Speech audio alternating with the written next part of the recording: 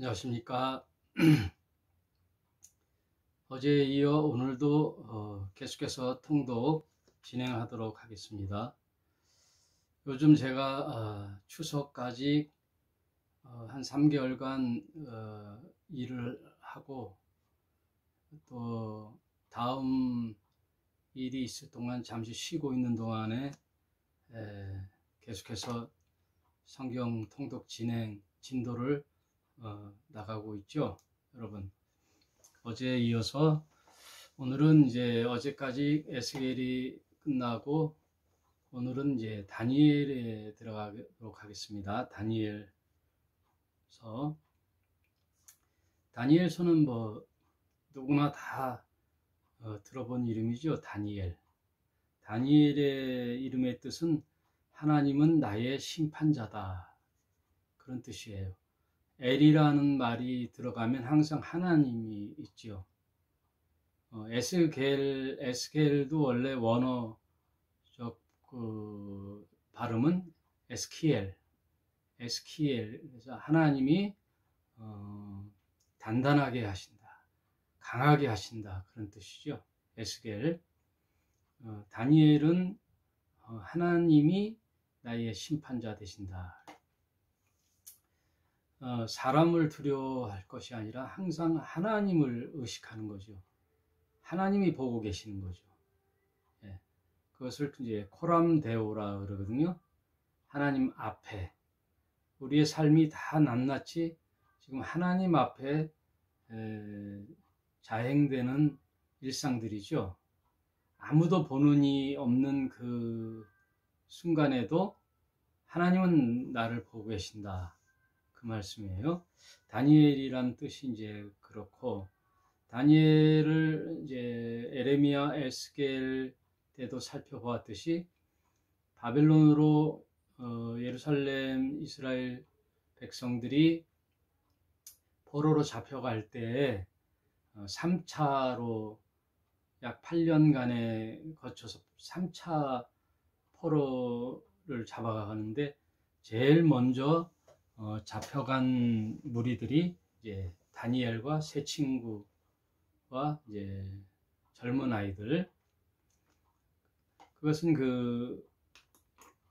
그 바벨론의 그 포로 식민지 정책이 있어요. 그것은 이제 뭐 이스라엘만 지금 빼앗는 게 아니라 바벨론은 그 당시 그 주변 최고 강대국이기 때문에 아수르도 단숨에 멸망시키고 모든 그 지역을 장악할 때 식민지 정책을 세우는데 바벨론 자체에는 그 다스릴 만한 인재들이 부족했기 때문에 식민지에 있는 그 유력한 아이들, 젊은 그 똑똑하고 총명한 젊은 이들을 먼저 이제 포로로 잡아가서 그들의 정책으로 교육을 시키죠. 그들의 이제 정신으로 교육을 시킨 다음에 약 20세에서 30세 그 사이에 지도자로 세워 관리하면서 이제 식민지를 총괄하죠. 그런 정책을 하기 때문에 다니엘이 1차 때 이제 잡혀가요, 세 친구와 함께. 그리고 나서 이 다니엘서가 이제 대선지서 중에 마지막이다 하는데 12장 장수는 짧지요. 오히려 소선지서라고 할 수 있는 호세아 같은 건 14장인데 다니엘서는 12장이죠. 그래서 제가 말씀드렸듯이 대선지서와 소선지서의 구분은 장수에 있다 그랬잖아요, 분량. 그런데 이제 다니엘을 왜 대선지서에 호세아보다 장수가 적지만 포함시키느냐 하면 그 배경이 스케일이 아주 방대해요. 스케일이 그 지역의 그 시기에 하나님 말씀을 적용한 게 아니라 다니엘의 스케일은 약 2500년간의 역사적 기록을 이 다니엘 12장에 녹여냈어요. 그러니 다니엘서가 왜 중요하냐면 요한계시록과 함께 유대의 역사 그리고 세계의 역사 이런 것들 총망라해서 앞으로 인류는 어떻게 진행되고 유대민족의 역사는 어떻게 진행되다가 어떤 결론을 맺게 될 것이다 라는 2500년간의 역사를 기록했던 그 배경으로 볼 때 대선지서에 포함해도 무방하다 이렇게 생각되고요. 그리고 이 다니엘서를 통하여 우리가 알아야 될 것은 세계관, 역사관, 가치관을 우리가 다니엘서를 통하여 발견해내야 됩니다. 모든 사람이 다 생각이 다르지요. 또 그 사람이 어떤 책을 읽고 어떤 교육을 받았는가에 따라 그 사람의 세계관, 역사관, 가치관, 인생관들이 다 달라요. 근데 이제 성경에서 우리가 신자로서 갖춰야 할 관점은 세계관은 세상 역사에 따라 어떻게 우리가 살아갈 것인가 하는 그런 관점이 아니라 성경을 통하여 하나님의 말씀을 배우고 익혀서 그 말씀에 입각하여 세상을 바라보는 그 세계관이 필요한 거죠. 흔히 말해서 내가 보는 세상이 내가 어떤 안경을 쓰느냐에 따라 달라 보이잖아요. 노란색 안경을 끼면 세상이 온통 노래 보이고 빨간색 안경을 쓰면 세상이 온통 빨개 보이는, 그러니 우리가 성경을 통하여 내 인생과 또 지금까지 진행해온 인류 역사의 세계관, 그리고 앞으로 펼쳐질 세계관, 역사관 이런 것들을 성경의 관점으로, 하나님의 관점으로 바라보야만이 우리의 신앙이 달라지는 거죠. 그래서 제 눈의 안경이라고 그러잖아요.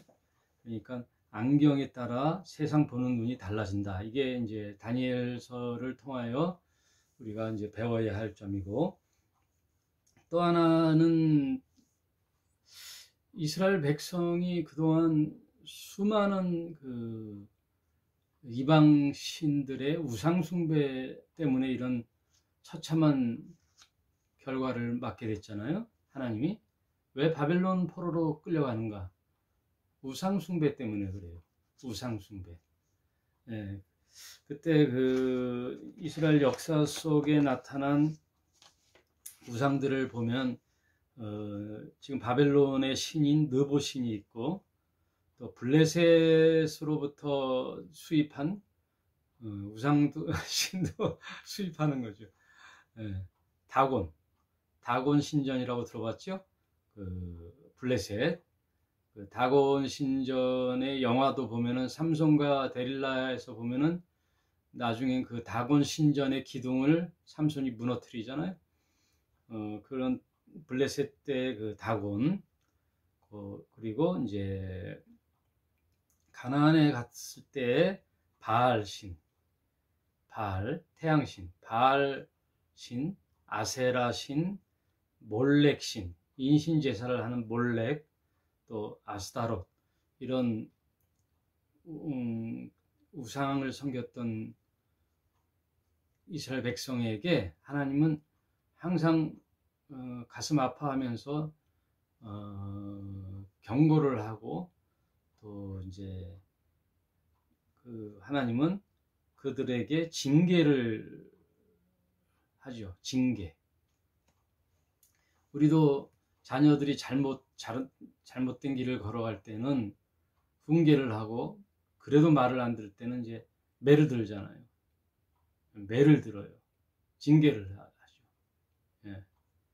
생활비를 안 주든지 용돈을 안 주든지, 뭐 집을 못 집에서 집 밖으로 못 나가게 한다든지 몽둥이 찜질을 한다든지 하여튼 징계를 하는데 변하지를 않아요.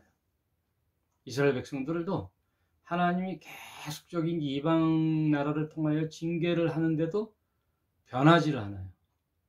변하지를 않다가 이제 이 다니엘 그리고 에스라 이런 그 당시에 이제 하나님의 종들의 오랜 고민 속에 결론은 뭐냐면 그런 징계가 효력이 있는 게 아니고 교육의 효력이 있겠다 싶어서 뭐 계속 징계를 해도 안 되니까 예? 여러분 아무리 몽둥이 찜질을 해도 또 나가잖아요. 집을 나가고 가출하고 속색이고 인간은 다 똑같죠. 여러분 남편 중에 도박에 조금씩 이제 물들다가 도박에 미치다 보니까 중독되다 보니까 뭐 깊은 산속에 텐트를 치고도 하고 그래서 그냥 많은 돈을 잃고 이제 집에 돌아와서 아내에게 이제 다시는 내가 도박을 안 할게. 도박 안 할게. 도박을 하면 나는 당신의 자식이야. 개자식이야. 무슨 별 약속을 다 하고 각서를 쓰고 해도 또 결국은 어떻게 해요? 여러분 도박 들어봤죠? 도박을 할 때는 이제 이게 화토장 같은 걸 이렇게 하잖아요. 2장씩.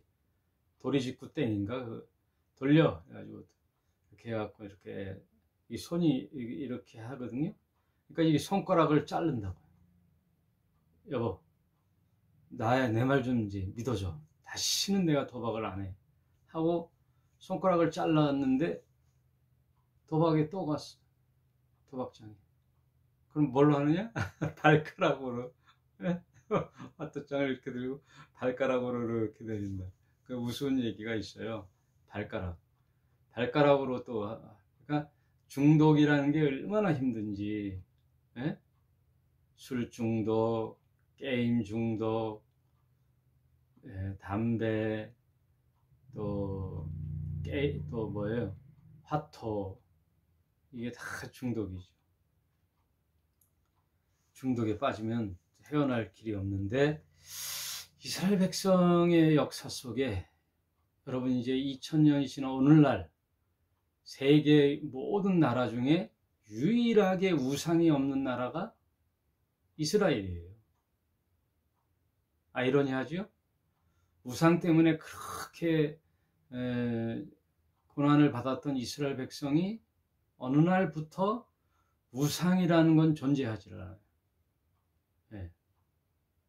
예수님 당시 때부터 오늘날까지 이스라엘은 오로지 여호와라는 유일신의 나라가 된 거예요. 일본만 해도 이 귀신 우상이 8만 개라 그래요. 800만 개. 800만 개. 일본 우상단지. 부엌에 가면 부엌신, 화장실 가면 화장실 신, 물에 가면 물신, 산에 가면 산신. 모든 게 신이에요. 조상신. 일본에는 자기의 부모와 조상들의 사진을 걸어놓고 아침마다 거기서 예를 표하고 목례를 하고 출근을 한다는 얘기를 들었어요. 이게 다 신이에요. 배나무 밭에 가면 배나무 신. 하여튼 모든, 그래서 800만 개의 잡신이 있다 그래요. 우리나라도 무당 보면은 얼마나 많아요. 개신교의 목사 숫자보다 점치는 무당이 더 많대요. 그러던 이스라엘 백성이 우상이 사라지고 오직 하나님만, 여호와 하나님만 믿는 유일신. 그래서 나중에는 뭐가 이스라엘에게는 문제가 됐느냐? 우상이 문제가 아니고 오히려 그 여호와 하나님을 섬기는 그 섬김의 제사 형식, 예, 그 종교의식, 외식, 이게 문제가 되는 거예요. 우상이 문제가 아니라 하나님을 섬기는데 그 섬기는 방식이 또 이제 고착화되고 형식화되고 의식화된 그걸로 이제 빠져요. 이스라엘이. 참 아이러니하죠. 그런데 그래서 이 유대인들이 예수님 보고 하다못해 뭐라 그러냐면 이 자는 그 귀신의 왕이라고 하는 바알세불에 붙잡힌 자 아니냐. 그래서 이런 기적을 행하지 않느냐. 오히려 그들이 예수를 우상신의 바알세불이라는 귀신의 왕, 파리 왕이라고 그러죠. 파리. 그 왕에게 잡힌 거 아니냐 할 정도로 예수를 그렇게 지칭했던 신약의 사건도 있어요. 그만큼 그러면 이스라엘 백성이 어떻게 이렇게 됐느냐? 다니엘서부터 교육에 의하여 이제 바뀌는 거예요. 교육. 징계를 통하여 바뀌는 게 아니라 교육을 통하여 율법의 재교육, 율법의 말씀의 강화. 그러니까 말씀이 얼마나 중요한가? 말씀이 가장 중요합니다. 지난 시간에도 얘기했죠. 어느 종교 단체에도 사람이 좌지우지해서는 안 된다. 아무리 뛰어난 사람이라 할지라도 그 사람의 말에 의하여 좌지우지 돼서는 안 된다. 그 뭐에 따라 좌지우지 돼야 되느냐? 말씀에 따라 좌지우지 돼야 돼. 말씀에 옳고 그름이 있어요. 우리는 말씀을 붙잡고 가야 되는 거예요. 하나님 말씀. 그래서 이스라엘 백성이 말씀 교육을 통하여 이제 모든 수백 년에 걸쳐서 타파되지 못했던 우상이 타파가 되는 거예요. 하나님의 말씀. 그 말씀이 얼마나 중요해요. 이제 다니엘서가 그래서 다니엘서를 보면은 12장까지 짧은 장이지만 여기에 모든 인류 역사의 흥망성쇠 그리고 패권주의, 제국주의들의 그 변천, 그 꿈을 통한 환상을 통한 미래의 예언, 그리고 세상 나라는 어떻게 될 것이다. 그러는 가운데 유대의 이스라엘 백성은 어떻게 될 것이다. 이게 예수님 당시까지 뿐만 아니라 인류의 종말에까지 예언이 되어 있는 이 방대한 스케일의 다니엘서. 그래서 다니엘서와 요한계시록이 이렇게 같이 속성이 같으므로 크로스 체크하면 참 서로를 반증하면서 보완하는 그런 유익한 책이다. 그래서 다니엘서를 꼭 요한계시록으로 병행해서 공부하는 거예요. 이 통독대는 다니엘서를 그렇게 자세히 언급하지 않고 전에 한번 다니엘서와 요한계시록의 관계를 칠판을 그려가면서 공부를 했었죠. 근데 이 유튜브에 올리는 통독의 과정에는 다니엘서는 이런 책이다 하고 쭉 읽어보면 되겠어요. 그리고 다니엘서를 이제 둘로 이렇게 나눌 수 있는데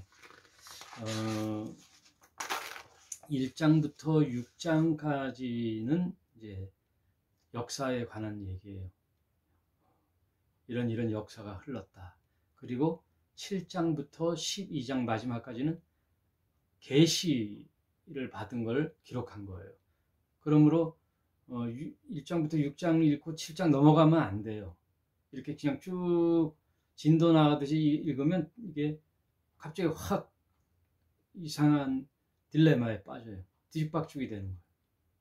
그러니까 1장부터 6장은 세계 패권국들의 강대국들의 변천, 흥망성쇠.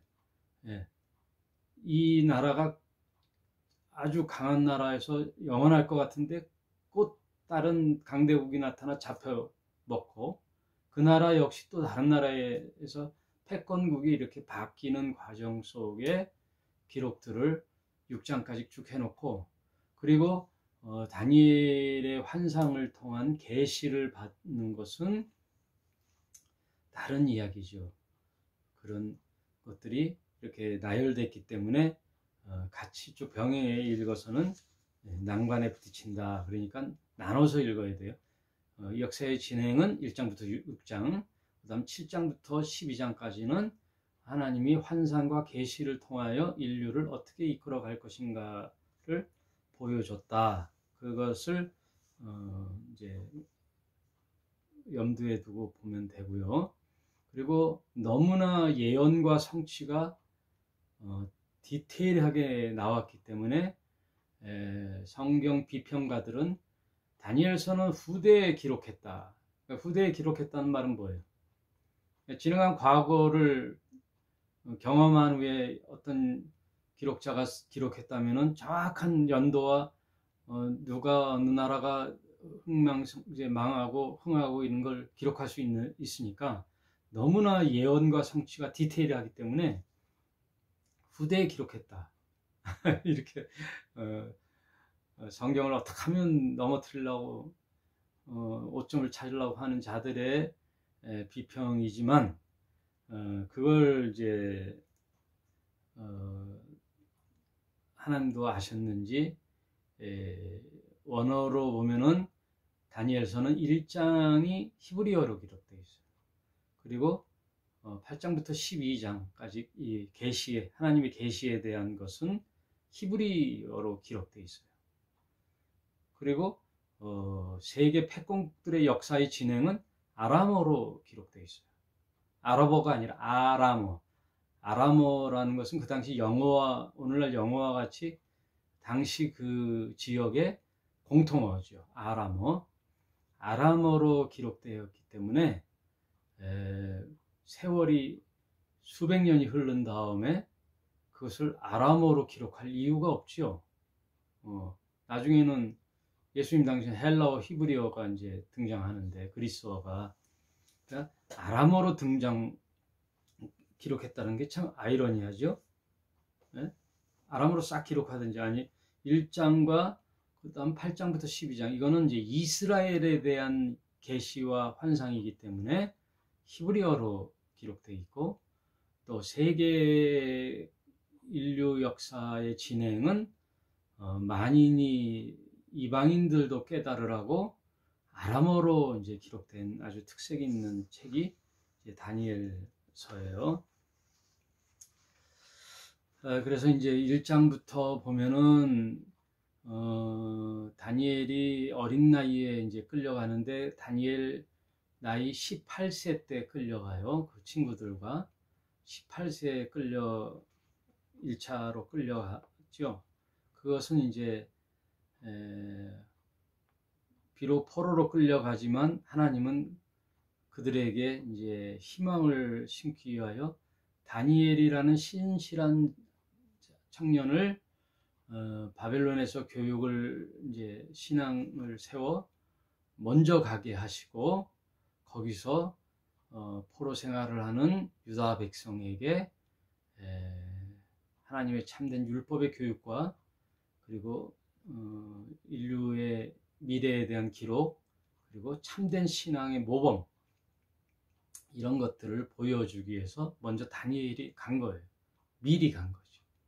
마치 여러분 애굽이라는 강대국에 이스라엘 백성이 요셉이 먼저 끌려가서 애굽의 총리가 되기까지 먼저 가서 이스라엘 백성이 이제 70인이 애굽에 들어가 살게 하는 먼저 미리 보낸 자가 됐잖아요, 요셉이. 그리고 모세도 보면은 이스라엘 백성을 이끌어 가기 전에 이미 시내산과 그 시내 광야, 그 미디안 광야의 지리를 해박하게 알게 한 하나님으로부터 소명을 받아 그들을 이끌고 시내 광야로 나오라, 시내산으로 와라. 내가 십계명을 하나님의 율법을 주리라. 그러니까 미리 그 지도자를 데려간 것처럼 모세가 미리 갔잖아요. 이것은 예수님도 마찬가지죠. 예수님도 미리 하나님 나라에 가서 아버지 처소가 예비되면 너희가 나와 함께 거할 아버지 집에 처소가 예비되면 내가 다시 와서 너희를 나 있는 곳으로 데려가리라. 이 말은 요한복음 14장에 나오죠. 근심하지 말라. 하나님을 믿으니 또 나를 믿으라. 너희가 이제는 내가 아버지 집에 가서 처소가 예비되면 내가 너희에게로 다시 와서 나 있는 곳에 너희도 함께 있게 하리라. 이런 먼저 가는, 그것도 예수님도 그렇게 되는데, 다니엘이 먼저 바벨론으로 가서 70년을 지나는 동안에 이스라엘 백성에게 희망을 주기 위한 민족의 지도자를 다니엘을 이제 가게 됐어요. 이 정도로 하고 한번 다니엘 1장만 오늘은 살펴보도록 하겠습니다. 다니엘, 참 다니엘이란 사람을 참 존경하고 좋아해서 이름도 다니엘이 많고 또 다니엘 기도회도 많죠. 20일 작정 다니엘 기도회, 뭐 다니엘 교육 방법, 뭐 다니엘 이거 다 자기 입속, 자기의 뭐 꿈의 실현을 위해서 다니엘을 쓰는데, 다니엘은 그런 인물이 아니에요. 다니엘은요 엄청난 인물이죠. 오로지 유다 민족의 장래와 이 고난을 어떻게 타파할 것인가, 민족을 어떻게 하나님으로부터 이끌어낼 것인가, 우리 민족은 어떻게 되겠습니까 하나님 하고 항상 그 나라에 대한 연민, 사랑, 또 하나님에 대한 신실한 신앙의 신앙 지킴, 오로지 하나님이 나의 심판자라는 그런 마음으로 살았던 다니엘, 개인의 영달이나 자신의 꿈을 실현하기 위하여, 앞으로의 자신의 미래를 위하여 손톱만큼도 생각이 없었던 다니엘, 이런 다니엘 한번 살펴보도록 하겠습니다. 다니엘 1장, 유다왕 여호와김이 위에 있을 때, 남유다의 왕이 많은데 그 중에 여호와김 때죠. 3년 때 바벨론 왕 느부갓네살이 예루살렘에 이르러 그것을 에워쌌더라. 이게 세상 관점이에요. 1절은 여호와김 시대에 바벨론의 왕이 누구냐면 느부갓네살 왕. 이 느부갓네살이 왕이 된 지 3년 때에 그동안 수많은 강대국이 있어도 하나님은 예루살렘과 이스라엘 백성을 다 보호하고 있었죠. 딱 보호해. 어느 나라도 정복하지 못했던 예루살렘. 왜? 하나님의 도시이기 때문에. 하나님의 성, 예루살렘, 평화의 도시. 살롬이란 말의 도시어예요. 도시 그 명사. 평화의 도시란 뜻이죠. 왜? 하나님의 도시이기 때문에, 성이기 때문에. 그런데 느부갓네살이 예루살렘을 포위했다는 거예요. 에워쌌다. 이건 역사적 세상 관점의 기록이고, 2절은 이제 신앙적 관점, 하나님의 관점. 주께서 유다왕 여호와김과 하나님의 전 기구 얼마를 그의 손에 붙이심에, 느부갓네살에게 넘겨줬다는 거예요. 그의 손에 붙이심에 그가 그것을 가지고 신할 땅 자기 신의 묘에 이르러 그 신의 보고에 두었더라.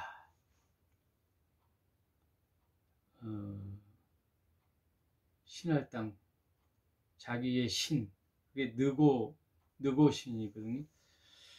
그러니 그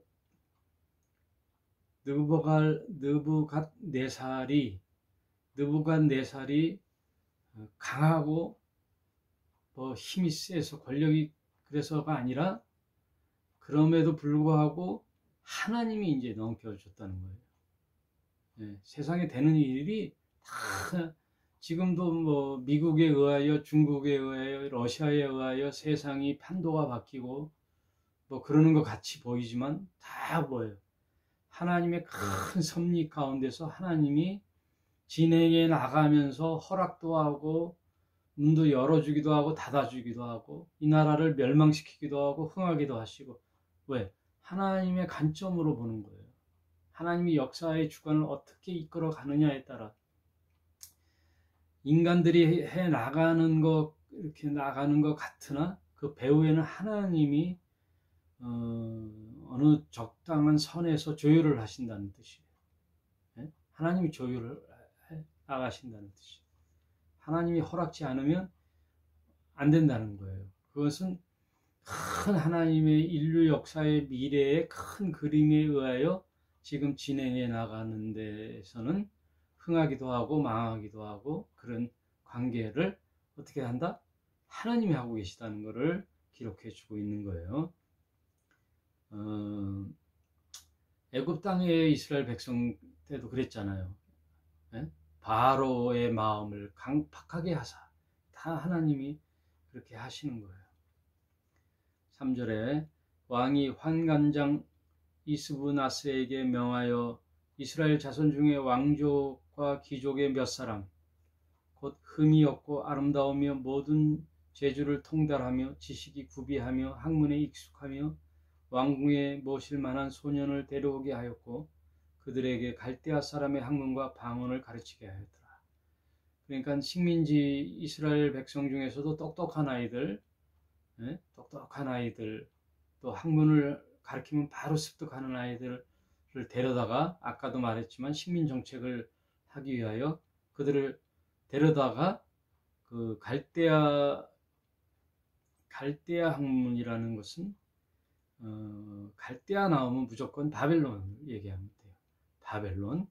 바벨론의 학문과 방언을 가르치게 하였고 또 왕이 지정하여 자기의 진미와 자기가 마시는 포도주에 그들의 날마다 쓸 것을 주어 3년을 기르게 하였으니 이는 그 후에 그들도 왕의 앞에 모셔 서게 하려 함이니라.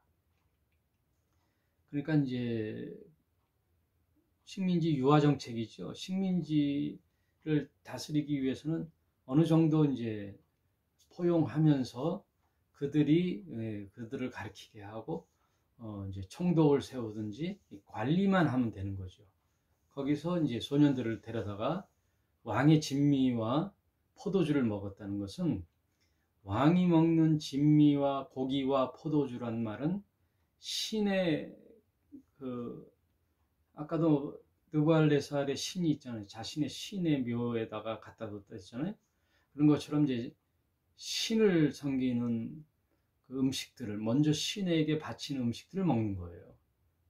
고기와 포도주란 말은 그 신전에서 나온 그 재물, 그것을 음식으로 먹는 거예요. 우리도 유교에 보면은 제사를 지나고 그 제사로 이제 나눠 먹잖아요. 음복하고 술도 먹고 제사 음식도 먹는 거예요.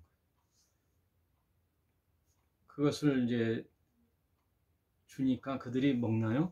그들 중에 유다 자손 곧 다니엘과 하나냐와 미사엘과 아사랴, 그 다니엘과 세 친구죠. 이 이름은 다 이제 유대인의 이름이에요. 다니엘이란 말은 아까도 말했지만 하나님이 나의 심판자다라는 뜻이죠. 다니엘, 하나냐, 미사엘, 이사랴, 아사랴 이런 건 다 히브리 유대의 이름인데 우리처럼 철수, 영식이 이렇게 이제 우리나라 말이 있잖아요. 우리나라 그 이름이 있잖아요. 그런데 식민지가 되면 이름을 그 나라로 바꾸잖아요. 우리도 일제강점기 때 어떻게 했어요? 나카무라 우리나라 이름을 다 바꿔주잖아요. 그리고 창씨개명이라고 그러죠. 그걸.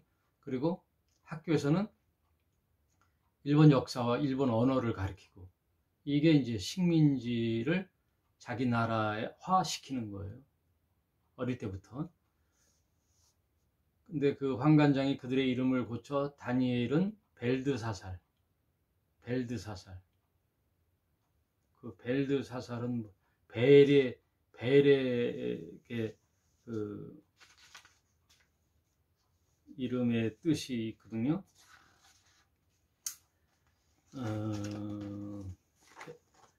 다니엘은 벨이 나의 보호자다.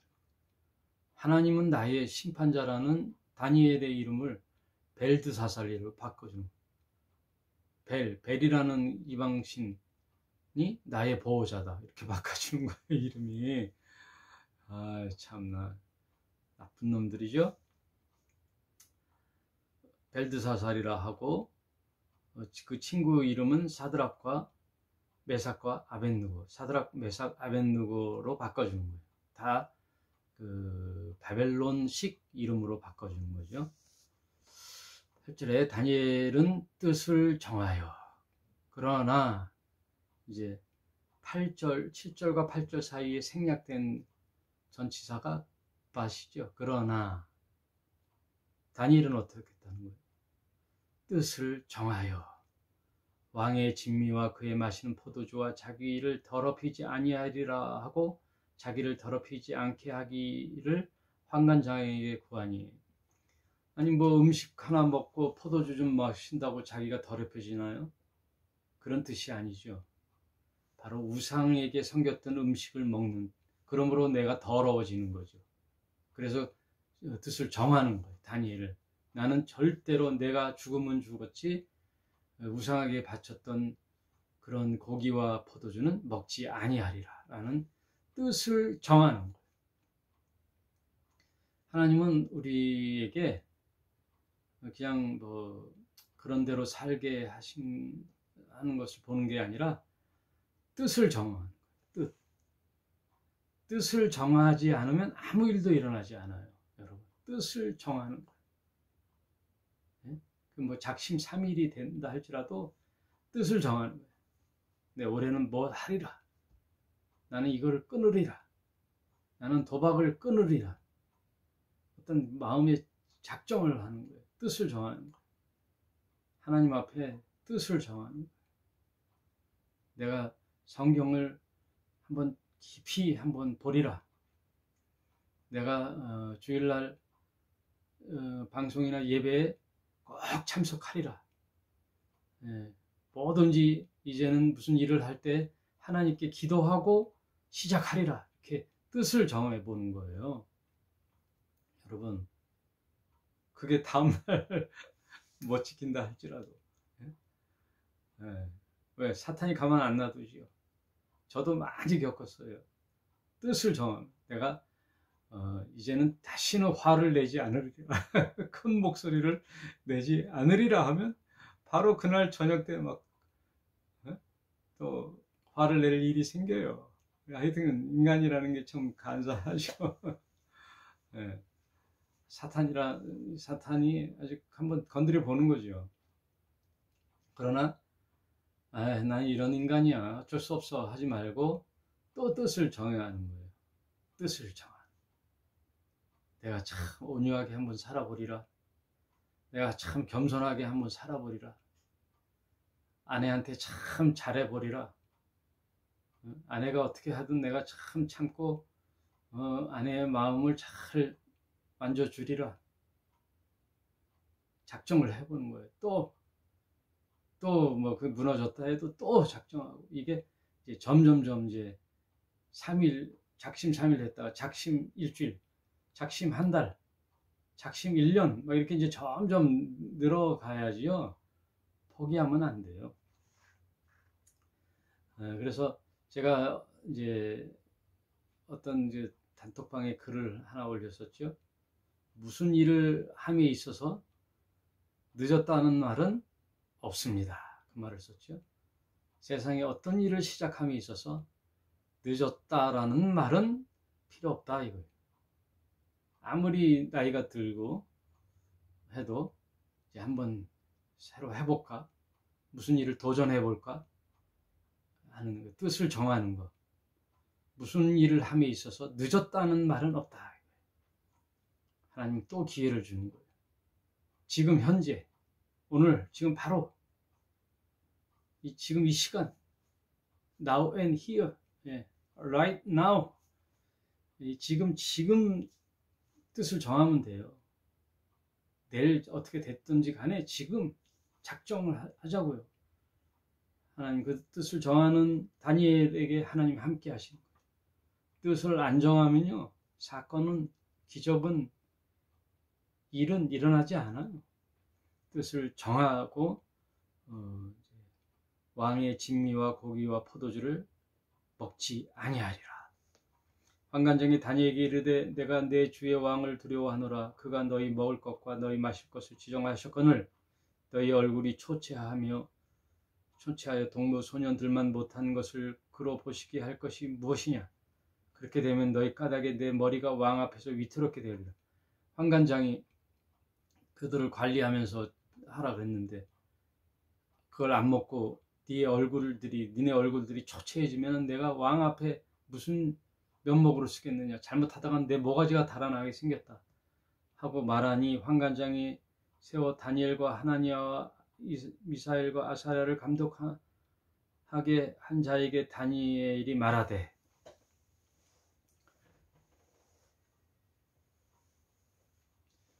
이 환관장이라는 말은 왕궁의 그 내부 일을 관장하는 자를 말해요. 네. 그 왕궁의 음식 또 어떤 행사 이런 모든 것들을 관장하는 거죠. 그랬더니 다니엘이 이렇게 청하는 거예요. 당신의 종들을 열흘 동안 시험하여 채식을 주어 먹게 하고 물을 주어 마시게 한 후에, 그러니까 우리가 채소를 먹고 열흘 동안 얼굴 낫과 그들의 동무들, 바벨론에 있는 소년들, 그들은 고기와 왕의 진미와 포도주를 먹게 하고 열흘 후에 얼굴을 한번 비교해 봅시다. 이렇게 제안을 하는 거예요. 당신 앞에서 우리의 얼굴과 왕의 진미를 먹는 소년들의 얼굴을 비교하여 보아서 보이는 대로 종들에게 처분하소서. 그때 만약에 우리 채소만 먹는 우리가 몰골이 상하였다든지 얼굴 낯이 안 좋다든지 하면 그때 가서 우리 쳐서 내쫓기든 목을 치든 그때 가서 처분하시면 되지 않겠습니까? 하고 제안을 했더니 14절 그가 그들의 말을 쫓아 열흘을 시험하였더니 열흘 후에 그들의 얼굴을 더욱 아름답고 그들의 얼굴이 살이 더욱 윤택하여 왕의 진미를 먹는 모든 소년보다 나아 보이는지라. 우리 다니엘은 하나님께서 하실 것이다 라는 아주 채소, 그래 어떤 학자는 또 채소가 몸에 좋고 그래서 그랬다. 아니에요. 예? 괜히 그런 안식일 사람들이 그러죠. 채소. 그 사람들은 고기 안 먹고 채소. 그게 아니라 하나님이 그렇게 하신다는 거예요. 하나님을 믿는 백성들의 신실한 마음의 신앙심, 이게 마음에 표출이 되는 거죠. 이러므로 감독하는 자가 그들에게 분정된 진미와 마실 포도주를 제하고 채식을 주니라. 하나님이 이 네 소년에게 지식을 얻게 하시며 모든 학문과 재주에 명철하게 하신 외에 다니엘은 또 모든 이상과 몽조를 깨닫게 알더라. 그래서 하나님이 다니엘과 그 친구들에게 은사를 줘요. 하나님이 특별한 지혜와 능력과 은사를 주는데 그게 뭐냐면 다니엘에게는 어떠한 꿈과 이상과 몽조라고 하면은 꿈을 해석하는 능력 이런 거죠. 어떠한 계시를 받았다든지 그런 얘기를 들었을 때 그 뜻은 무엇이다 라는 것을 풀이해 주는 몽조, 꿈에 대한 어떤 뜻, 이것을 깨닫게 알더라. 왕의 명한 바 그들이 불러 기한이 찼으므로 환관장이 그들을 데리고 느부갈네살 앞으로 들어갔더니 왕이 그들과 말하여 보매 무리 중에 다니엘과 하나니아와 미사엘과 아사랴와 같은 자가 없으므로 그들이 왕 앞에 모시게 하였고 왕이 그들에게 모든 일을 묻는 중에 그 지혜와 총명이 온 나라 박수와 술객보다 10배나 나은 줄 아니라. 다니엘과 세 친구의 지혜와 그 바벨론에 있는 어떤 학자들, 술사들, 박사들을 데려다가 질문을 할 거 아니에요. 탁탁 질문을 하면 탁탁 대답하는 게 그 지혜와 총명이 10배나 더 나은 줄 아니라. 여러분, 10배라는 것은 어마어마하죠. 배나 좋았더라 해도 엄청난데 10배나 더 나은 줄 알았더라. 다니엘은 고레스 왕 원년까지 있느니라. 그게 이제 1장에 느부갈네살 그리고 벨사살, 그래서 이제 바벨론이 멸망하고 나중에는 메드파사 페르시아 왕이 또 등장하는데, 페르시아 왕의 고레스가 이제 나오거든요. 그 고레스 왕 원년까지 다니엘이 있는 거죠. 거기서 오랜 시간 그 왕의 지혜자로서, 책사로서 이제 있게 되는 거예요. 왜? 지혜와 총명이 10배나 많으니까. 10배나.